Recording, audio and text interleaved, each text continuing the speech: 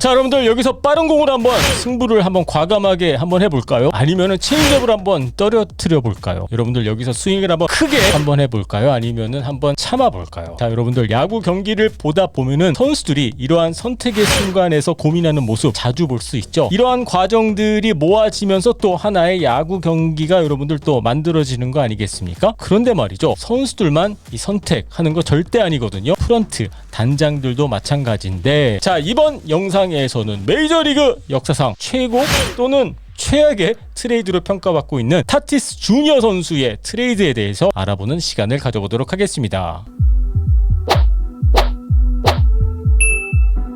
안녕하세요 여러분, DKTV의 누구겠습니까? 데니엘 킴입니다. 자, 여러분들 2016년 6월 4일 어디서 뭘 하고 계셨습니까? 기억 안 나시죠? 뭐 그날 결혼하신 분들은 뭐 결혼 기념일이기 때문에 기억하시겠습니다만은, 네, 저도 그날 제가 어디서 뭘 하고 있는지 기억이 나지가 않습니다. 그런데 말이죠, 샌디에고 파드레스와 시카고 화이트삭스 팬들에게는 정말 특별한 날이 아니었을까, 저는 그렇게 보고 있거든요. 바로 그날 샌디에고 파드레스가 타티스 주니어 선수를 트레이드를 통해서 영입했던 날이었습니다. 시카고 화이트삭스는 제임스 실즈 선수를 영입했고, 그리고 샌디에고 파드레스는 실즈 선수를 보내고 타티스 주니어 선수와 에릭 존슨 선수를 영입했습니다. 지금 와서 생각해 보면은, 야, 시카고 화이트삭스는 무슨 생각으로 이런 트레이드를 했을까? 뭐 결과론적으로 봤었을 때는 절대 나와서는 안 되는 트레이드였죠. 그런데 말이죠, 당시 분위기는 정반대였습니다. 샌디에고 파드레스가 검증된 베테랑 선발 투수, 에이스급 투수를 보냈다, 시즌을 포기한다, 마이너리그 선수들의 미래는 알 수 없는 상황에서 어떻게 이런 트레이드를 할 수가 있었느냐라는 게 당시 분위기였거든요. 그 당시에 샌디에고 파드레스에는 맷 캠프 선수가 뛰고 있었는데, 이 트레이드가 발표가 되자마자 현지 언론과의 인터뷰에서 정말 실망스러운 소식이다 라고 그렇게 인터뷰를 했고요. 그리고 멜빈 업튼 선수 같은 경우에도 엄청나게 실망스럽다, 우리는 리더를 잃었다 라고 그렇게 이야기를 했습니다. 그리고 윌 마일스 선수, 지금도 샌디에고에서 뛰고 있는 선수죠. 이런 트레이드가 발생되는 야구가 정말 싫다라고 이렇게까지 이야기를 했습니다. 반면 시카고 화이트삭스 같은 경우에는 정말 검증된 뭐 에이스급 투수를 얻었다라는 분위기. 물론 뭐 당시 실즈 선수의 성적이 그렇게 좋았던 것은 아니기는 합니다만은, 그래도 여러분들 실즈 선수가 한때 한 2선발급 뭐 이런 활약을 보여줬던 선수 아니겠습니까? 당시 트레이드에 대해서 조금 더 디테일한 부분을 좀 살펴보자면은, 실즈 선수의 남은 연봉이 5,800만 달러였는데 샌디에고 파드레스가 반 정도를 감수하면서 실즈 선수를 보냈거든요. 그래서 샌디에고 파드레스가 단순히 실즈 선수만 보낸 게 아니라 거의 뭐 한 3천만 불 얹어서 실즈 선수를 시카고 화이트삭스한테 보냈다라고 보시면 될 것 같습니다. 불과 얼마 전에 4년 계약, FA 계약을 맺으면서 또 야심차게 데리고 왔던 선수가 실즈 선수였는데, 그 선수의 연봉 반을 얹혀서 보냈다. 뭐 이쯤이면은 샌디에고 파드레스 팬들의 입장에서 당시 도대체 우리 프런트는 뭘 하는 거냐라고 생각할 수가 있지 않을까, 저 또한 그렇게 보거든요. 지금 와서 생각해 보면은 타티스 주니어 뭐 거의 뭐 MVP급 선수인데, 지금 최고의 선수 중 한 명인데, 아니 왜 그렇게 생각할 수가 있겠어? 라고 그렇게 생각하시겠습니다만은, 근데 말이죠, 당시 타티스 주니어 선수는 만으로 17살이었고요. 프로 무대 데뷔를 아직 하지 않았던 상황이었습니다. 뭐 마이너리그에서 가능성을 보여줬다? 이런 선수가 아니었어요. 마이너리그 경기는 단 한 경기도 치르지 않았던 상황이었고, 그냥 메이저리그 베테랑 타티스 선수의 아들이다, 뭐 여기까지였지, 단 한 경기도, 홈런도 단 한 개도 치지 못했고, 그리고 안타도 단 한 개도 기록하지 못했던, 아직 프로 무대 데뷔조차 하지 않았던 그러한 17살짜리 선수였습니다. 당시 분위기가 이랬습니다. 물론 5년 뒤 오늘 생각을 해보면은 정말 최고의 트레이드였죠. 오늘 경기 또 결과를 확인해 보니까는요, 타티스 주니어 선수가 홈런 3개까지 기록했고, 그리고 지난 오프 시즌에 3억 달러가 넘는 장기 계약까지 맺지 않았습니까? 자, 그렇다면 여러분들 제임스 실즈 선수 시카고 화이트삭스 가서 어떤 성적을 남겼는지 궁금하시죠? 그래서 제가 좀 확인을 해봤는데, 총 3시즌을 뛰었고요. 16승 35패, 평균 자책점 5.32를 기록했습니다. 4호 선발급 정도다라고 볼 수가 있겠죠. 여러분들 정말 실망스러운 성적을 남겼고, 그리고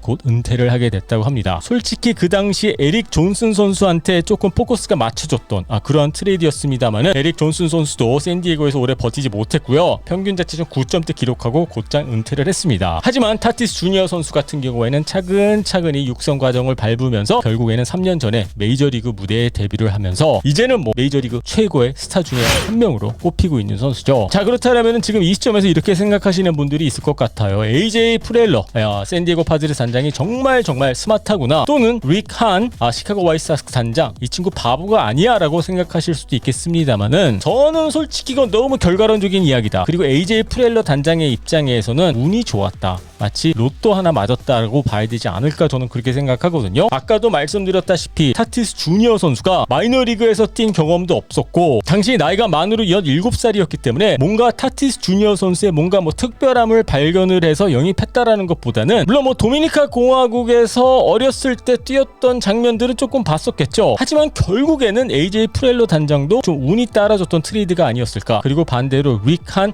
시카고 화이트삭스 단장의 입장에서는 결과론적으로 봤었을 때 정말 어이없는 트레이드가 되긴 했었습니다만은 운이 따라주지 않았던 트레이드가 아니었을까, 저는 그렇게 봅니다. 여러분들 지금 한번 생각해보세요. 만약에 타티스 주니어 선수가 지금까지 계속 시카고 화이트삭스에서 뛰고 있었더라면은, 그리고 샌디에고 파드레스에 타티스 주니어 선수가 없었더라면은 이 두 구단의 미래 상당히 달라지지 않을까 생각을 합니다. 정말 오랜 기간 동안 암흑기를 버텨야 했었던 구단이 여러분들 샌디에고 파드레스 아니겠습니까? 하지만 이제는 타티스 주니어 선수가 있기 때문에 미래가 상당히 밝아 보이는데, 저는 여러분들 이렇게 생각을 합니다. 아까 제가 AJ 프렐러 단장과 샌디에고 파드레스 구단이 운이 좋았다라고 말씀을 드렸었죠. 하지만 여러분들 결국에는 말이죠, 운도 실력 아니겠습니까? 자, 여러분들은 타티스 주니어 선수의 이 트레이드에 대해서 어떻게 생각하고 계십니까? 여러분들의 의견 궁금하니까는요, 밑에 댓글란에 올려주시고요.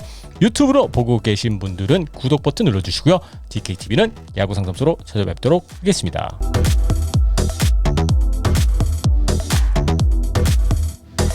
자, 2021년 메이저리그 시즌 가장 핫한 팀 중에 하나가 또 여러분들 샌디에고 파드레스 아니겠습니까? 김하성 선수를 영입하고, 또 김하성 선수가 지금 샌디에고에서 뛰고 있기 때문에 여러분들도 그렇고 저도 그렇고 올 시즌 파드레스에 대한 관심 상당히 높아졌죠. 그런데 말이죠, 여러분들이 생각하시기에 샌디에고 파드레스 이 팀 진짜입니까? 아니면은 가짜입니까? 여러분들은 진짜로 월드 시리즈 컨텐더라고 파드레스를 생각하고 계시나요?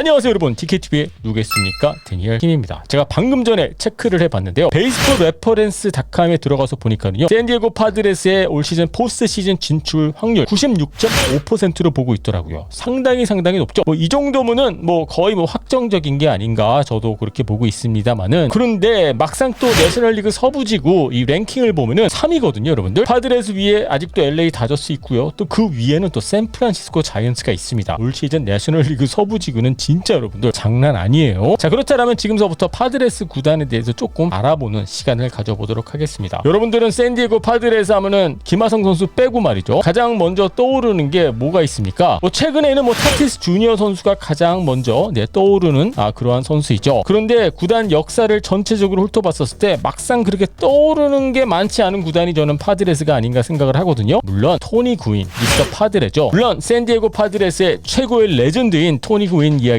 빼놓을 수가 없는데, 그런데 말이죠 여러분들, 토니 구인의 커리어는 어떻게 보면은 개인의 성공이지, 물론 샌디에고 파드레스 유니폼을 입고 뛰었지만은 뭔가 구단으로서 내세울 게 거의 없는 팀이 저는 좀 샌디에고가 아닌가라는 생각이 들거든요. 물론 여러분들 페코파크 정말 아름다운 구장입니다. 그래서 지금에 와서 좀 생각을 해보면은 토니 구인이 뛰었던 팀, 그리고 홈구장이 정말 아름답다, 이 정도가 아닐까 싶거든요. 한 가지 재밌는 게 말이죠 여러분들, 캘리포니아 주에는 말이죠 5개의 메이저리그 구단이 있습니다. 빌리빈 단장의 오클랜드 어슬레틱스가 있고요, 그리고 LA 다저스, 여러분들 다들 알고 계시죠? 그리고 오타니 선수가 뛰고 있는 LA 에인절스가 있고, 그리고 올 시즌 정말 시작이 좋은 또 샌프란시스코 자이언츠가 버티고 있고, 그리고 샌디에고 파드레스, 이렇게 5개 팀이 있습니다. 캘리포니아 주가 워낙 땅이 넓고 말이죠, 그리고 인구수도 상당히 높기 때문에 이렇게 5개 팀이 캘리포니아 주를 연고지를 두고 있는데, 그런데 한 가지 재밌는 게 말이죠, 이 5개 팀들 중에 샌디에고 파드레스가 유일하게 월드 시리즈 우승이 없는 팀입니다. 솔직히 뉴욕 매츠 팬의 입장에서 좀 말씀을 드리자면은, 샌디에고는 그냥 어떻게 보면 좀 구색을 맞추기 위해서 있는 팀이다라는 생각이 들 때도 있었고요. 그리고 LA 다저스 원정 가기 전에 먼저 한번 들리는 곳 정도라는 느낌을 받았던 것은 여러분들 사실이거든요. 그리고 작년 시즌 샌디에고 파드레스가 정말 오랜만에 포스트 시즌에 진출하지 않았습니까? 그런데 한 가지 재밌는 게 말이죠, 작년 시즌 전까지 9년 연속 샌디에고 파드레스는 승률 5할 미만으로 기록을 했고요. 그리고 작년 시즌 어렵게 시즌이 단축된 상황에서 포스트 시즌에 진출에 성공하긴 했었습니다만은 그 전에 출전했던 포스트 시즌은 여러분들 2006년도였습니다. 여러분들 2006년도가 얼마나 오래 전에 있었던 일이냐면요. 당시 선발 좌익수가 데이브 로버츠였고요. 그리고 샌디에고 파드레스의 5선발이 박찬호 선수였습니다. 이 정도로 정말 오랜 기간 동안 가을 야구에 진출하지 못했던 팀이 바로 샌디에고 파드레스거든요. 물론 매니 마차도 선수도 데리고 왔죠. 그리고 타티스 주니어 선수도 있죠. 그리고 다리비슈 선수도 데리고 왔죠. 지금 가장 핫한 팀인 것은 분명하긴 합니다만은 뭐 지난 한 15년 또는 뭐 20년 가까이를 봤었을 때 정말 뭐 존재감이 없었던 팀이었다라고 우리가 말을 할 수 있지 않을까 싶습니다. 자, 하지만 뭐 과거는 과거일 뿐이고요. 우리가 앞으로를 조금 생각을 해봐야 되지 않겠습니까? 뭐 아직 많은 경기 수가 남겨져 있지만은 저는 솔직히 이렇게 생각을 합니다. 저는 아직까지 샌디에고 파드레스를 믿지 못하고 있습니다. 뭐 그렇다고 해서 뭐 이 팀이 가짜다라고 말씀을 드리는 건 아니고요. 물론 작년에 정말 오랜만에 포스트 시즌 무대를 밟기는 했지만은 올 시즌 내셔널리그 서부지구가 워낙 어려운 디비전이고 그리고 뭐 이번 주말 LA 다저스를 수입하긴 했지만은 여러 가지 면에서 심리적으로도 그렇고 샌디에고 파드레스가 다저스를 넘을 수 있을 것 같지는 않다라는 게 저의 개인적인 생각이거든요. 물론 분명히 뭐 틀릴 수도 있기는 합니다만은 그리고 올 시즌 어떻게 보면은 더 큰 돌풍을 일으키고 있는 팀이 샌프란시스코 자이언츠 아니겠습니까? 그래서 뭐 저의 개인적인 생각을 말씀을 드리자면은 뭐 와일드 카드로 포스트 시즌 진출하는 데는 저는 문제가 없다고 보긴 합니다만은 그렇다고 해서 아직까지 샌디에고 파드레스가 월드 시리즈 우승 후보다라고 말하기에는 조금 이르지 않나. 어쩌면 내년쯤이면 가능할 수도 있겠습니다만은 지금 이 시점에서 샌디에고 파드레스가 아무리 잘하고 있는 것 같아도 3위거든요. 물론 뭐 경기차가 그렇게 많이 벌어진 건 아니기는 합니다만은 그리고 아직까지 샌디에고 파드레스가 시즌 후반기 때 또는 포스트 시즌 들어가서 빅 경기를 이길 수 있다라는 점을 검증받지 못했기 때문에 그리고 다저스라는 팀이 있고 그리고 또 샌프란시스코 자이언츠가 얼마나 여러분들 강한 팀인지 또 경험이 많은 팀인지 여러분들 다들 알고 계시죠? 그래서 전력으로만 놓고 봤었을 때 샌디에고 파드레스 그 어느 팀과 비교해도 밀리지 않다. 저도 그렇게 생각하고 있습니다만은 아직까지는 완성이 덜 된 게 아닌가. 물론 후반기 때 또 치고 올라가면서 그렇다고 해서 여러분들 제가 샌디에고 파드레스를 우습게 생각하는 것은 절대